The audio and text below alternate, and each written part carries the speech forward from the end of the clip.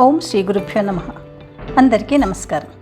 ఈరోజు ఆరోగ్యమే మహాభాగ్యంలో భాగంగా దగ్గు నుండి ఎలా ఉపశమనం పొందవచ్చో తెలుసుకుందాం. దగ్గు అన్ని సీజన్స్లోనే బాధిస్తూ ఉంటుంది. చలికాలంలో చలికి జలుబు దగ్గు వస్తాయి. వర్షాకాలంలో వర్షంలోని చెమ్మకు జలుబు దగ్గు వస్తాయి.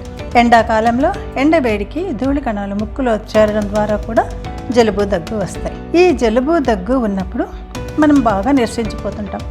తలనొప్పి, ఒళ్ళు నొప్పులు, జ్వరం కూడా ఉంటాయి. మీరు మొదటిసారిగా నా ఛానల్ చూస్తున్నట్టయితే దయచేసి సబ్స్క్రైబ్ చేసుకుని అందరికీ షేర్ చేయండి.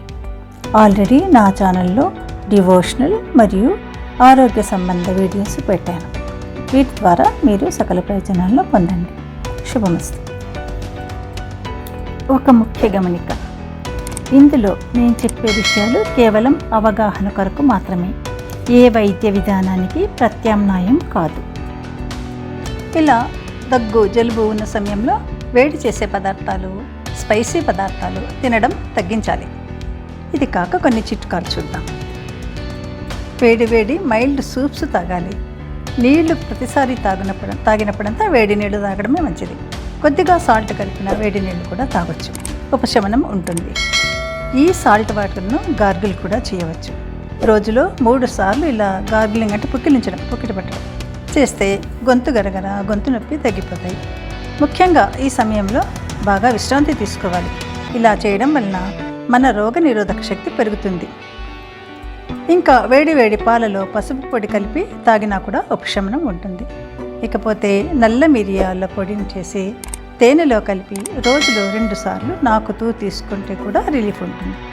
అలాగే రోజుకు 2-3 సార్లు తులసి టీ తాగాలి. లేదు అంటే 1 లీటర్ నీటిలో 7-8 తులసి ఆకులు, శుభ్రం చేసిన చిన్న అల్లం ముక్క, 4-5 మిరియాలు, నల్ల మిరియాలు, 1 చెంచా పసుపు, 1 చెంచా వాము కలిపి రాత్రి బాగా మరిగించుకొని పెట్టుకోవాలి. ఉదయం నిద్ర లేవగానే ఈ కషాయాన్ని పరగడుపున తాగాలి. ఒక్కసారిగా తాగలేకపోతే ఇంటర్వెల్స్ వేళ తాగండి, పర్వాలేదు. 1 గ్లాసు వెచ్చటి నీళ్ళలో సగం చెంచా ఉప్పు పొడిని కలిపి అప్పుడప్పుడు పుక్కిలించి ఉమ్మేస్తుంటే బాగా కంటిన్యూస్గా వచ్చే దగ్గు శాంతిస్తుంది. తర్వాత ఇంకొక టాపిక్తో కలుసుకుందాం. ఆరోగ్యమస్తు, శుభమస్తు.